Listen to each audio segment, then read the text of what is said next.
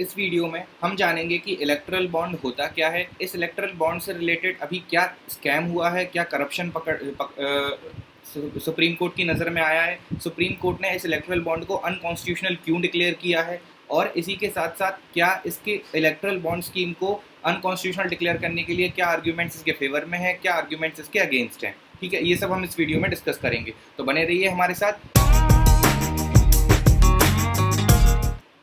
Hello everyone, this side advocate Ishan Gupta और आप देख रहे हैं आईबी लीगल। इस सबसे पहले स्टार्ट करते हैं, व्हाट इज इलेक्टरल बॉन्ड। तो देखो, electoral bond is a bond which is issued like a promissory note. ये एक प्रोमिसरी नोट होता है which is a bearer banking instrument and does not carry the name of buyer. मतलब कि यहाँ पर बायर का नाम नहीं होता।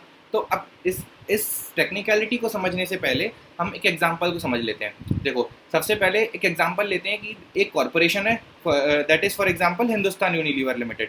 ठीक है, अब अगर हिंदुस्तान यूनिलीवर लिमिटेड एक कॉरपोरेशन है और बीच में, और हम यहाँ पर हो गया हमारा इंटरमीडिएरी कौन है जो बॉन्ड पेपर इशू करेगा, वो एसबीआई बैंक हो गया। ये अथॉरिटेटिव बैंक है, ठीक है, एसबीआई। अब इसके बाद बीजेपी और इंडियन नेशनल कांग्रेस या फिर दोनों में से कोई भी एक हमने पॉलिटिकल पार्टी ले ली। अब यहाँ पर ये तीन पार्टीज हो गए। अब होता क्या है कि इलेक्शन के टाइम पे पॉलिटिकल पार्टीज को फंडिंग लगती है। तो पॉलिटिकल पार्टीज को जब फंडिंग लगती है तो वो अर्लियर क्या होता था कि वो कैश में देती थी कंपनीज, बड़ी बड़ी कंपनीज, इंडिविजुअल्स डोनेशन देते थे कैश में और ये पॉलिटिकल पार्टीज को, ताकि वो इलेक्शन कैंपेन्स कंटेन कर पाएँ, इलेक्शन कैंपेन्स को ऑर्गेनाइज करवा पाएँ। और वो अगर वो जीतते हैं तो वो जो भी पार्टी डोनेशन दे रही है उसको प्रॉफिट होगा, क्योंकि वो इन रिटर्न कुछ उसके फेवर में पॉलिसीज बनाएगा सरकार, ऐसे करके उसको प्रॉफिट होगा। इन किसको, ये डोनेटर्स को। बेसिकली ये डोनेटर्स हैं हमारे, क्योंकि ये या तो इंडिविजुअल हो सकते हैं या कंपनी हो सकती है। तो अब इस एग्जांपल में हिंदुस्तान यूनिलीवर मान लो एक कंपनी है, ये क्या करती है, इलेक्टरल बॉन्ड क्या होता है हम वो समझ रहे थे। तो इलेक्टरल बॉन्ड के केस में क्या होता है, Hindustan Unilever company SBI bank के द्वारा बॉन्ड खरीदेगी। ठीक है, एसबीआई बैंक एक अथॉरिटेटिव बैंक है जो एक ही बैंक होता है कोई अथॉरिटेटिव, वो एसबीआई है अभी प्रेजेंट केस में। तो एसबीआई से वो इलेक्टरल बॉन्ड खरीदेगी, वो बॉन्ड पेपर खरीदेगी और उसमें वो पैसा डोनेट करेगा। कौन, हिंदुस्तान यूनिलीवर लिमिटेड, एचयूएल पैसा डोनेट करेगा। फॉर एग्जांपल मान के चलो 1 करोड़। ठीक है, 1 करोड़ रुपीज़ के बॉन्ड पेपर वो परचेज करेगा। कौन, एचयूएल एसबीआई से। और ये 1 करोड़ के पेपर पे जो नाम लिखा होगा कि वो कौन सी पार्टी को ये बॉन्ड, कौन सी पार्टी के फेवर में वो ये इलेक्टरल बॉन्ड खरीद रहा है, ये नाम डिस्क्लोज नहीं होगा किसी को भी। ठीक है, अब ये अगर फॉर एग्जांपल एचयूएल ने बीजेपी को 1 करोड़ रुपए डोनेट किए इलेक्टरल बॉन्ड एसबीआई से खरीद के, ठीक है, तो बीजेपी जाएगा 15 दिन के अंदर अंदर, बीजेपी इस इलेक्टरल बॉन्ड पेपर, क्योंकि ये बेयरिंग इंस्ट्रूमेंट है, तो ये बेयरिंग इंस्ट्रूमेंट है, मतलब बीजेपी 15 डेज के अंदर अंदर इस इलेक्टरल बॉन्ड को इनकैश करा लेगा। किसको, इलेक्टरल बॉन्ड को। ठीक है, एनकैश कराएगा। अब बीजेपी एसबीआई से एनकैश करा लेगा 15 डेज के अंदर अंदर इस इलेक्टरल बॉन्ड को, और इससे बीजेपी पार्टी जो पॉलिटिकल पार्टी है उसके पास पैसा आ जाएगा, कितना, 1 करोड़ रुपए। तो ये हो गया डोनेशन। मतलब हिंदुस्तान एचयूएल ने यहाँ पर 1 करोड़ रुपीज़ जो उसको डायरेक्टली किसको देना था, बीजेपी को देना था, वो उसने एक बॉन्ड पेपर खरीद के दिया। और वो बॉन्ड पेपर उसने एसबीआई से खरीदा, और एसबीआई से बॉन्ड पेपर खरीद के उस पर एसबीआई से बॉन्ड पेपर खरीद लिया, तो वो बायर ऑफ इलेक्ट्रल बॉन्ड हो गया एचयूएल। और जो beneficiary of the funds of electoral bond कौन हो गया, हमारा बीजेपी। तो बीजेपी ने उस इलेक्ट्रल बॉन्ड को एसबीआई में जाके एनकैश करा लिया और अपने अकाउंट में 1 करोड़ रुपए क्रेडिट कर लिए। तो इस तरह बीजेपी के अकाउंट में 1 करोड़ रुपए आ गए। अब आ जाते हैं इसके बाद कि इसमें प्रॉब्लम कहाँ थी। तो अब यहाँ पर क्या है, जो इलेक्टरल बॉन्ड स्कीम थी, उस इलेक्टरल बॉन्ड स्कीम के तहत ये बोला गया था कि अब यहाँ पर एसबीआई के पास, एसबीआई जैसे एचयूएल ने बीजेपी को ये पैसा दिया, तो एसबीआई के पास ये जो नाम है कि वो किसके फेवर में इलेक्टरल बॉन्ड खरीद रहा है, ये डिस्क्लोज नहीं करेगा। तो मतलब कि बायर जो है इलेक्टरल बॉन्ड का, उसका बायर का नाम भी डिस्क्लोज नहीं होगा। ठीक है, और वो एचयूएल किसके फेवर में दे रहा है ये डोनेशन, उस पॉलिटिकल पार्टी का नाम भी डिस्क्लोज नहीं होगा। तो ना तो एचयूएल का नाम डिस्क्लोज होगा, ठीक है, और ना बीजेपी का नाम डिस्क्लोज होगा। ये एचयूएल का नाम भी डिस्क्लोज नहीं होगा और बीजेपी का नाम भी डिस्क्लोज नहीं होगा। कहाँ पर डिस्क्लोज नहीं होगा, क्योंकि अगर ये एचयूएल इलेक्टरल बॉन्ड जब इशू करेगा, तो उसमें अगर एचयूएल जब इलेक्टरल बॉन्ड एसबीआई से खरीदेगा और उसमें अगर ये नाम लिखा होगा कि वो ये डोनेशन बीजेपी को दे रहा है, तो इससे एनिमिटी क्रिएट हो जाएगी ना अदर पॉलिटिकल पार्टीज के साथ एचयूएल की। तो इसीलिए ये नाम डिस्क्लोज नहीं होता। तो इसीलिए इलेक्ट्रल बॉन्ड स्कीम में ये था कि आप इलेक्ट्रल बॉन्ड पेपर्स खरीदो और उन बॉन्ड पेपर्स के थ्रू आप डोनेशन दे सकते हो अपनी चुनिंदा पॉलिटिकल पार्टी को, और उसमें आपका नाम डिस्क्लोज नहीं होगा, और कौन सी पॉलिटिकल पार्टी को किस पर्सन से मिल रहा है ये भी डिस्क्लोज नहीं, और कौन सी पॉलिटिकल पार्टी के फेवर में जा रहा है ये भी डिस्क्लोज नहीं होगा। तो ये दोनों चीज़ें डिस्क्लोज नहीं हो रही थी, ठीक है, और पैसा आराम से आ रहा था और इस तरह से चुनाव चल रहे थे। और इनका डिस्क्लोजर सिर्फ दो जगह होता था। कैसे होता था कि हिंदुस्तान यूनिलीवर जब अपने फाइनेंशियल स्टेटमेंट्स में क्या लिखेगा कि they have made contribution towards electronic bond, इन्होंने कंट्रीब्यूट किया है टुवर्ड्स इलेक्ट्रल बॉन्ड की तरफ उन्होंने कंट्रीब्यूट किया है, इस तरह से वो टैक्स से एग्जेम्पशन ले सकते थे। अब उसके बाद दूसरा पॉइंट है बीजेपी। अब बीजेपी और जो इंडियन नेशनल कांग्रेस है, ये जो पॉलिटिकल पार्टीज हैं, ये जो डोनेशन रिसीव कर रही थी फ्रॉम इलेक्ट्रल बॉन्ड, तो ये जो डोनेशन रिसीव कर रही हैं ये अपने स्टेटमेंट्स में लिखेंगी कि we have received the donations from electoral bonds. ये जब इनको भी पॉलिटिकल पार्टीज जब अपने फाइनेंशियल स्टेटमेंट्स डिस्क्लोज करेगी तो वो अपने बैलेंस शीट में लिख देंगे कि हमने डोनेशंस रिसीव किए थे इलेक्ट्रल बॉन्ड से इस 1 करोड़ रुपए के। वो ये नहीं बताएंगी कि हमने हिंदुस्तान यूनिलीवर से मिला ये एक्स अमाउंट या हमको किसी और पार्टी से मिला, वो ये डिस्क्लोज नहीं करेंगे। वो बस बोलेंगे कि हमको डोनेशन रिसीव हुए इलेक्ट्रल बॉन्ड के। और अब एसबीआई के ऊपर ये बाउंडेशन था कि SBI can not reveal the identity of the buyers of electoral bond. तो ये हो गया पूरी कहानी हमारी इलेक्ट्रल बॉन्ड की। ये आप इमेज में देख सकते हो कि यहाँ पर HUL ने ये पैसा दे दिया, HUL ने पैसा दिया, SBI से बॉन्ड पेपर खरीदा, और ये बॉन्ड पेपर खरीदने के बाद ये बॉन्ड पेपर एक्चुअल में कौन एनकैश कराएगा? हमारा बीजेपी पार्टी, क्योंकि HUL ने बीजेपी के फेवर में दिया था। तो बीजेपी यहाँ पर इसको एनकैश करा लेगी 15 डेज के अंदर। अगर ये 15 डेज में एनकैश नहीं कराती है तो ये जो अमाउंट है, ये donation amount prime minister relief fund में क्रेडिट हो जाता है। अब आ जाते हैं हम इलेक्ट्रल बॉन्ड की डेफिनेशन पे।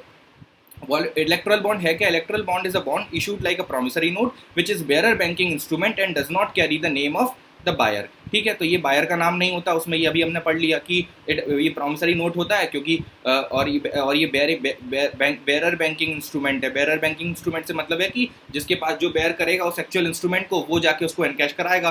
तो जिस भी पॉलिटिकल पार्टी जो बेयर कर रही होगी उस इंस्ट्रूमेंट को, उसको एनकैश वो जाके 15 डेज में एनकैश करा लेगा। This bond can be purchased by individual और कॉर्पोरेशन, हमने पढ़ लिया, या तो इंडिविजुअल या फिर HUL कर सकता है परचेज, मतलब कॉर्पोरेशन कर सकती है। Electoral bond can only be encashed by eligible political party, सिर्फ जो रजिस्टर्ड एलिजिबल पॉलिटिकल पार्टी है वही इनकैश करा सकती हैं। फोर्थ पॉइंट है, if the bond is not encash with in 15 days it will be deposited by the authorised bank with the prime ministers relief fund. ये भी हमने पढ़ लिया। अब एक और जो लास्ट पॉइंट है कि these electoral bonds are issued in the denomination of 1000, 10,000, 1 lakh या फिर 10 लाख या 1 करोड़। तो इसी डिनोमिनेशन में ये इलेक्ट्रल बॉन्ड्स इशू होते हैं। ये तो हो गया हमारा कि व्हाट इज इलेक्ट्रल बॉन्ड। अब आते हैं कि एक्चुअल में मुद्दा हुआ क्या शुरू, स्कैम की शुरुआत हुई कहाँ से। तो सबसे पहले हमारे जो अरुण जेटली साहब हैं, ये फाइनेंस मिनिस्टर हैं, इन्होंने on 2 January 2018 the ministry of finance and department of economic affairs notified the electoral bond scheme of 2018 in the excise of power under section 31 subsection 3 of RBI act. तो इन्होंने ये 2018 के अंदर ये इलेक्टोरल बॉन्ड स्कीम आई, ठीक है, electoral bond scheme आई 2018 में। अब इसके पीछे उद्देश्य ये है कि जो चुनाव की और राजनीतिक दलों की फंडिंग मैकेनिज्म है, जो उनको पैसे के साधन मिलते हैं, उनको ट्रांसपेरेंट और साफ किया जाए। इसमें हुआ क्या कि इसके ऑब्जेक्टिव्स क्या थे? To curb the black money, क्योंकि पहले अंडर द टेबल कैश जा रहा था, तो कैश की जगह इन्होंने सोचा कि आप इलेक्ट्रल बॉन्ड्स इशू करके और लीगल तरीके से आप बॉन्ड पेपर खरीदो और बैंक से, और उसको पॉलिटिकल पार्टी एनकैश करा लेगी। तो आप लीगल तरीके से पॉलिटिकल पार्टीज को डोनेशन दो to legitimise the electoral funding. फिर थर्ड मोटिव था to promote free and fair election, और फोर्थ और लास्ट था टू प्रमोट ट्रांसपेरेंसी। तो ये ऑब्जेक्टिव्स थे इस एक्चुअल में इस इलेक्ट्रल बॉन्ड स्कीम के जो 2018 में लाई गई थी बाय द फाइनेंस मिनिस्टर। अब इससे रिलेटेड केस आया। केस का नाम क्या है? तो केस का नाम है association for democratic reforms and another versus union of India. ये हमारा केस है, ठीक है। अब इस केस में प्रॉब्लम ये हुई, 2 इश्यूज आए। पहला इशू था non disclosure of information on the voluntary contribution to political parties under the electoral bond scheme. Electoral bond scheme में डिस्क्लोजर नहीं हो रहा था। अभी हमने पढ़ा था कि ना तो बायर का डिस्क्लोजर हो रहा है, ठीक है, बायर का डिस्क्लोजर भी नहीं होगा, और तुम्हारा ये जो एक्चुअल में बेनिफिशियरी है, कौन सी पार्टी के फेवर में डोनेशन हुआ, ये भी डिस्क्लोज नहीं होगा। तो non disclosure of information on the voluntary contribution to political parties under the electoral bond scheme, क्या ये is violating the right to information? Right to information को वायलेट कर रहा है, and as well as article 14 of Indian constitution, तो ये violet कर रहा है। सेकंड इशू आया हमारा कि unlimited corporate funding to the political parties as envisaged by the amendment to section 182 of companies act. 182 of companies act के तहत कॉर्पोरेट फंडिंग जो कंपनीज हैं, ये जो अभी हमने पढ़ा था हिंदुस्तान यूनिलीवर कॉर्पोरेशन, ये जो फंडिंग दे रही है, तो वो फंडिंग कहाँ से आ रही है? वो फंडिंग बेसिकली आ रही है ये इसी सेक्शन 182 के तहत। तो सेक्शन 182 के तहत ये लोग जो फंडिंग दे रहे हैं, ये इसमें कोई लिमिट नहीं है, अनलिमिटेड कॉर्पोरेट फंडिंग है। तो उस that is violating free and fair election की। आप कितना भी अमाउंट कंट्रीब्यूट कर सकते हो, आप ऐसा कुछ नहीं है कि आप नेट प्रॉफिट के परसेंटेज वगैरह से कंट्रीब्यूट करो, तो that is also violating free and fair election. तो ये दो इशूज देखने को आए इस केस के अंदर, एसोसिएशन फॉर डेमोक्रेटिक रिफॉर्म्स में। अब इसके आर्ग्यूमेंट्स क्या हैं? तो क्या ये इलेक्ट्रल बॉन्ड स्कीम सही थी? क्या मतलब ये इसमें कुछ दिक्कत थी? तो इसके फेवर में आर्ग्यूमेंट्स बोले गए। तो सबसे पहले बोला कि prior to the enactment of electoral bond scheme was mostly cash based. पहले कैश बेस्ड थी ये, क्योंकि सिर्फ अंडर द टेबल सिर्फ कैश के जरिए आप कंट्रीब्यूट कर रहे थे, आप फंडिंग दे रहे थे, इलेक्ट्रल फंडिंग पॉलिटिकल पार्टीज़ को। तो उस चीज़ को हटाया और उस चीज़ को लीगल तरीके से करने के लिए, उस ब्लैक मनी को हटाने के लिए ये इलेक्ट्रल बॉन्ड स्कीम लाए थे। पहला पॉइंट बोला उन्होंने। सेकंड पॉइंट बोला it maintains the confidentiality of donors.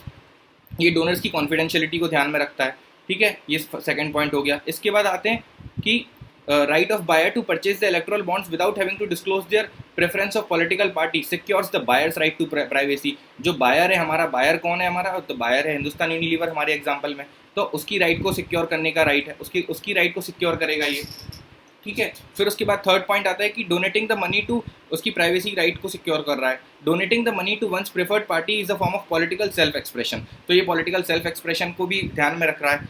ये फोर्थ पॉइंट था। फिफ्थ पॉइंट था कि the amendment to section 182 of companies act removes the limitation of 7.5% of the net profits contributed by the political parties, and the removal of contribution limit was intended to disincentivize the creation of shell companies। अब देखो हो क्या रहा था कि सबसे पहले limit थी सेक्शन 182 ऑफ कंपनीज एक्ट के अंदर कि आप अपने कंपनी के नेट प्रॉफिट्स जो होंगे उस फाइनेंशियल ईयर में, उस पर्टिकुलर फाइनेंशियल ईयर के 7.5% ऑफ नेट प्रॉफिट्स तक का आप कंट्रीब्यूट कर सकते हो, उससे ज़्यादा का कंट्रीब्यूट नहीं कर सकते इन इलेक्ट्रल फंडिंग, ठीक है, उस पॉलिटिकल पार्टीज़ को। बट ये लिमिट हटा दी गई अमेंडमेंट के थ्रू। तो ये जो लिमिट हटाई थी, ये लिमिट गलत थी, ऐसा मतलब जो इसके अगेंस्ट बोला जा रहा है। बट आर्ग्यूमेंट्स इन फेवर में क्या बोला उन्होंने कि this is to removed to disincentivise the creation of shell companies. तो शेल कंपनीज बेसिकली क्योंकि लिमिट लगी थी 7.5% की, तो कंपनीज क्या करती थी? शेल कंपनीज बनाती थी, मतलब वो खोखली कंपनी होती थी, वो बस नाम की कंपनी रहती थी। तो वो दो अलग नाम हो गए, तो वो एक एक्स कंपनी हो गई, एक वाई कंपनी हो गई। वाई कंपनी एक शेल कंपनी, उससे कोई ट्रांजेक्शन नहीं हो रहा, बस वो पेपर पे कंपनी है। तो एक्स और वाई कंपनी दोनों मिला के 7.5% of the net profits contribute कर रही हैं किसको? इलेक्ट्रल फंडिंग को। तो इस तरह से वो 15% पहुंचा रहे थे। तो वो शेल कंपनीज को डिसइंसेंटिवाइज करने के लिए उन्होंने ये 7.5% की जो लिमिट थी कंट्रीब्यूट करने की, वो हटाई थी। तो इस तरह से ये लोग अपने फेवर में आर्ग्यू कर रहे हैं। अब इलेक्ट्रल बॉन्ड स्कीम के अगेंस्ट में क्या आर्ग्यूमेंट्स थे? तो अगेंस्ट में आर्ग्यूमेंट्स ये थे कि the amendment to section 182 of subsection 3, 182 subsection 3 के अंदर का क्या अमेंडमेंट था कि जो पहले 7.5% की लिमिट थी उसको हटा दिया गया और अब अनलिमिटेड कंट्रीब्यूशन अलाउ कर दिया था। तो उसके अगेंस्ट में यही बोला जा रहा है कि the amendment to section 182 subsection 3 of companies act permits the loss making companies, ये लॉस मेकिंग कंपनीज को भी परमिट कर रहा है to contribute to the political parties. पहला पॉइंट। दूसरा पॉइंट है कि it is permitting unlimited contribution. अब मतलब आप सीधी बात समझो कि अगर आपने लिमिट हटा दी कि 7.5% ऑफ प्रॉफिट्स हटा दिया, लिमिट भी हटा दी, मतलब आप कोई लॉस मेकिंग कंपनी है वो भी कंट्रीब्यूट कर सकती है। तो इस तरह से तो और सबसे पहले तो प्रॉफिट बढ़ हट गया, तो मतलब आप लॉस मेकिंग कंपनी भी कंट्रीब्यूट कर सकती है पॉलिटिकल पार्टीज को फंडिंग के लिए। और दूसरा पॉइंट है कि कोई 7.5% की लिमिट हटा दी, मतलब कोई लिमिट ही नहीं है, आप अनलिमिटेड अमाउंट में कंट्रीब्यूट करो टू पॉलिटिकल पार्टी। तो this is enabling significant policy influence, ठीक है। फिर उसके बाद थर्ड पॉइंट है कि नॉन डिस्क्लोजर ऑफ इन्फॉर्मेशन, जो नॉन डिस्क्लोजर ऑफ इन्फॉर्मेशन है on the political funding to the shareholders. अब शेयर होल्डर्स की जो पॉलिटिकल शेयर होल्डर्स को डिस्क्लोज ही नहीं किया जा रहा है, क्योंकि ये तो इलेक्ट्रल बॉन्ड स्कीम है। और इसका तो मोटिव यही था कि हम बायर की आइडेंटिटी डिस्क्लोज नहीं करेंगे, क्योंकि अगर बायर की आइडेंटिटी डिस्क्लोज कर दी, बायर कौन था हमारे एग्जांपल में?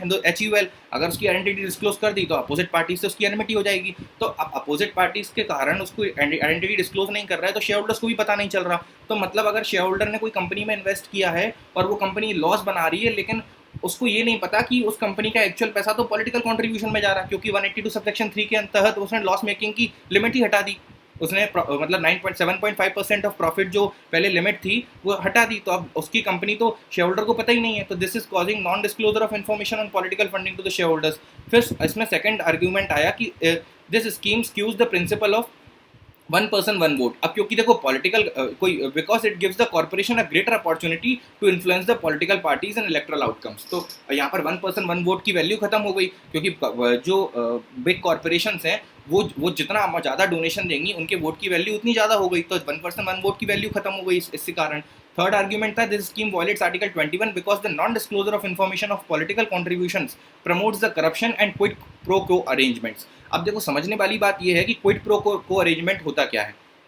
तो क्विड प्रो को अरेंजमेंट के तहत आपको ये जानना है कि देखो एक एक पार्टी है हिंदुस्तान यूनिलीवर, ठीक है, और दूसरी पार्टी है यहाँ पर दूसरी, और यहाँ पर ये हो गया हमारा बीजेपी, ठीक है, ये बीजेपी है। अब अगर 1 करोड़ रुपए हिंदुस्तान यूनिलीवर ने अभी इलेक्ट्रल बॉन्ड के तहत बीजेपी को दे दिया, तो बीजेपी और ये चीज़ डिस्क्लोज किसी को नहीं है, और बीजेपी अगर सत्ता में आ गई तो बीजेपी ऐसी पॉलिसीज बनाएगी ना जिससे कि हिंदुस्तान यूनिलीवर का बिजनेस प्रमोट हो। ऑलराइट, तो उससे जिससे हिंदुस्तान यूनिलीवर का बिजनेस प्रमोट होगा, ऐसी पॉलिसीज बनाएगी। तो उससे होगा क्या अल्टीमेटली, ये क्या चल रहा है, क्विड प्रो कोई तो चल रहा है। क्विड प्रो क्रो मतलब क्या होता है कि समथिंग इन रिटर्न। ये हमारा हिंदुस्तान यूनिलीवर क्या कर रहा है, हिंदुस्तान यूनिलीवर 1 करोड़ रुपए दे रहा है बीजेपी को, ठीक है, ये 1 करोड़ रुपए दे रहा है, और बीजेपी क्या कर रही है, इस बीजेपी क्या करेगी जब वो जीत जाएगी तो वो ऐसी पॉलिसीज बनाएगी जो कि हिंदुस्तान यूनिलीवर के बिजनेस को बढ़ाए, ठीक है, क्योंकि ये क्विड प्रो को हो गया, तो ये क्विड प्रो को अरेंजमेंट को प्रमोट कर रहा है, और इसीलिए इट इज वायलेटिंग आर्टिकल 21। क्या कर रहे हैं यार तू? तो मजाक है क्या?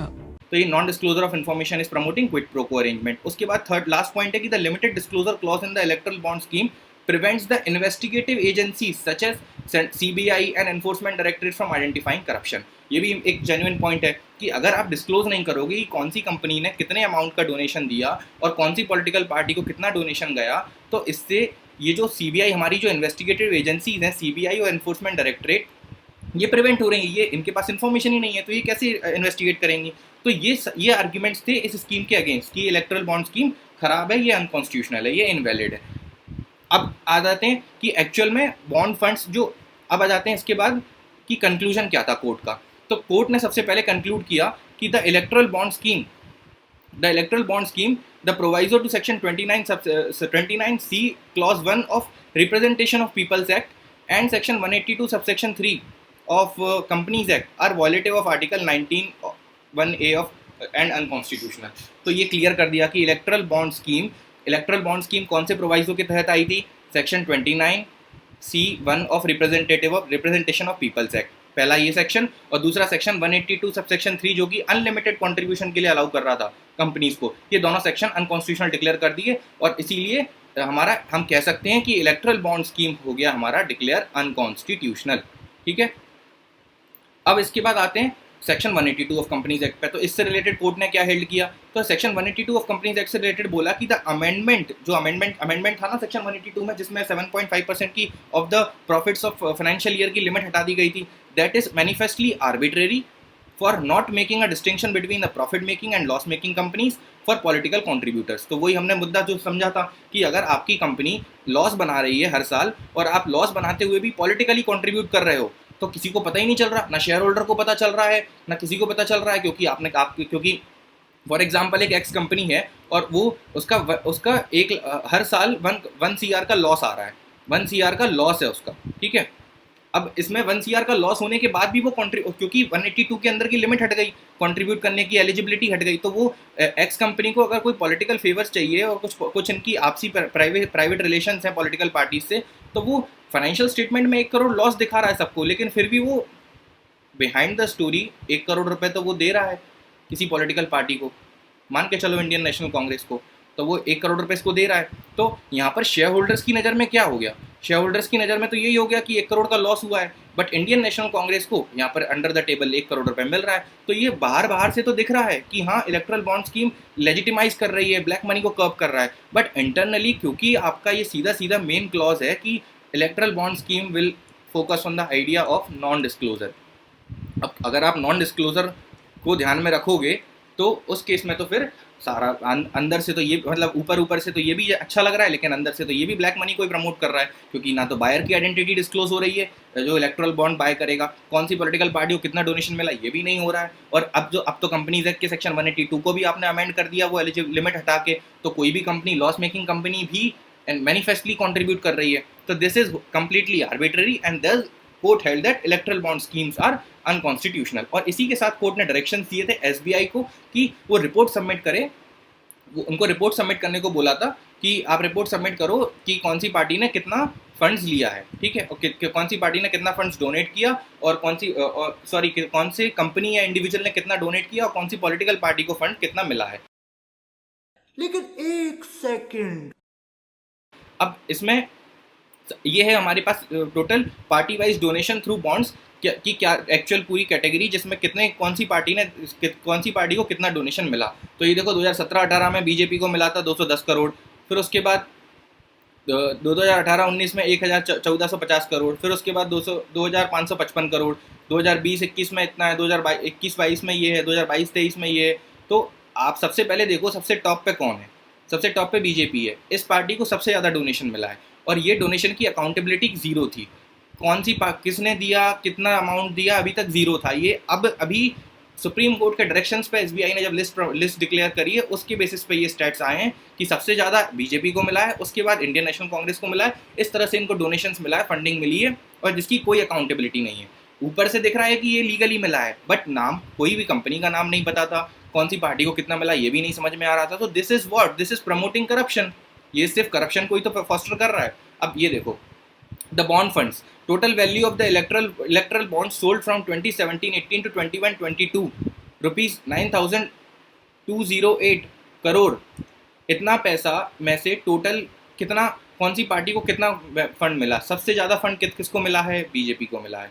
और कितना अमाउंट है ये, ऑलमोस्ट 50% है, 50% of the total 9,208 crore rupees का 50% अमाउंट बीजेपी को डोनेशन में मिला है। इसकी क्या अकाउंटेबिलिटी है। फिर उसके बाद कांग्रेस को मिला है। तो बेसिकली पॉलिटिकल पार्टीज़ को फंडिंग मिल रही है, इलेक्ट्रल बॉन्ड स्कीम जेन्युइन थी, बट सिर्फ ऊपर से। अंदर क्या चल रहा था ये सब उनको प्रिविलेज मिल गया था, तो कोई भी पार्टी कोई भी डिस्क्लोज नहीं कर रहा था। और इस तरह से हमारा फ्री और fair election, this was curving free and fair election, ठीक है, पहली चीज़। दूसरी चीज़ ये आर्टिकल 14 को हिंडर कर रहा है, ठीक है। उसके बाद आर्टिकल 21 को अफेक्ट कर रहा है। तो इस तरह से because of all these reason Supreme Court struck down this and declared electoral bond scheme as unconstitutional. अब आपको अगर इसमें आपकी क्या राय है, ये क्या सुप्रीम कोर्ट का डिसीजन सही था या गलत था, do mention in the comment box. अगर आपको वीडियो पसंद आई है then do like it and subscribe my channel and hit the bell icon for regular updates. Thank you.